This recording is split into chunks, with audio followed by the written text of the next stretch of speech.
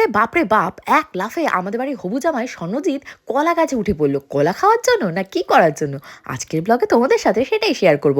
Hello my lovely viewers, আমি Priyanka and welcome to my page Priyanka's time story. কেমন আছো তোমরা সবাই? আমরা তো ভীষণ ভালো আছি।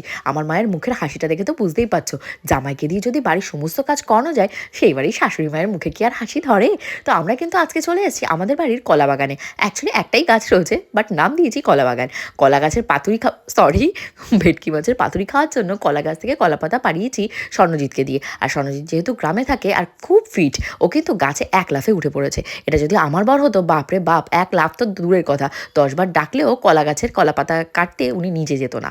তো কলা পাতা ধুয়ে টুয়ে আমরা একদম ওপরে চলে এসেছি। যেহেতু আমাদের ওপরে যে বাথরুম রয়েছে সেখানে কিন্তু এই কলা পাতা ধোয়ার মতন খুব একটা ভালো জায়গা নেই। তো কলা পাতা ধুয়ে টুয়ে এটা দিয়ে তৈরি করা হবে আজকে ভেটকি মাছের পাতুরি। এখানে জল গরম করতে দিয়েছি। কলা পাতাগুলোকে এই ভেটকি মাছের পাতুরি বানানোর জন্য যে কলা পাতা লাগবে সেগুলোকে এখানে সিদ্ধ করব। সিদ্ধ করে ভালোভাবে ম্যারিনেট করে রাখা ভেটকি মাছগুলোকে এর ভেতরে দিয়ে ভাপাতে হবে। অ্যাকচুয়ালি এই ম্যারিনেশনটা মাই করে রেখেছে, সর্ষে দিয়েছে, পোস্ত দিয়েছে, তার সাথে গাছের কাঁচা লঙ্কা দিয়েছে। আমার বাবা কিন্তু গার্ডেনিং করতে ভীষণ পছন্দ করে। আমাদের এই সাইডে কিন্তু খুব বড় বড় মাঠ ঘাট বা কারো বাড়ির সামনে বিশাল বড় ক্ষেত খামার নেই। এরকম যদি থাকতো খুব মজা পেতাম। কারণ স্বর্ণজিতের বাড়িতে আমরা যখন গ্রামে গেছিলাম আমরা ভীষণ ভীষণ মজা করেছি। এত সুন্দর গ্রাম্য পরিবেশ আমরা কিন্তু অনেক দিন বাদে গিয়ে উপভোগ করলাম।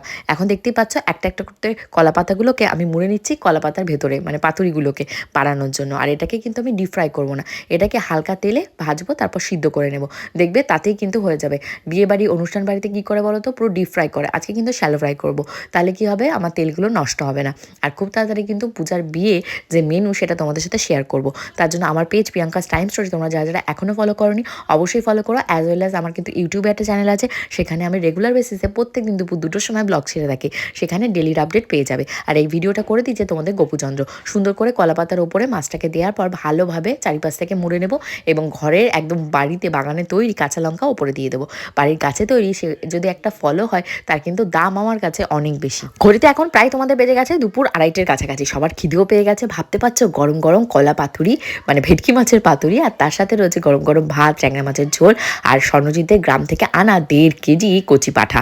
অ্যাকচুয়ালি স্বর্ণজিৎদের বাড়িতে আমরা যখন গেছিলাম তখন ওদের খাবার দাবার যেমন এক্সেসিভ হয়েছিল, আর ও 1.5 কেজি মাংস ফ্রিজে আলাদা করে ছড়িয়ে রেখেছিল। আর ওর মা কাকিমা স্বর্ণজিতের সাথে পাঠিয়ে দিয়েছে আমাদেরকে এখানটায় এনে পিকনিক করে খেতে। তো আজকে কিন্তু সেলিব্রেশনটা হচ্ছে আমার বার্থডে উপলক্ষে।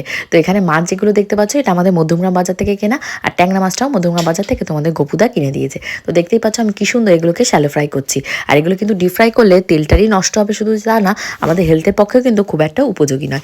এইভাবে মানে নাড়াচাড়া করতে হবে, 10 থেকে 15 মিনিট ভাজতে হবে। ভাজার পর আরও 10 থেকে 15 মিনিট ভাপার জন্য ওই রকম হাঁড়ির ভেতর চাপা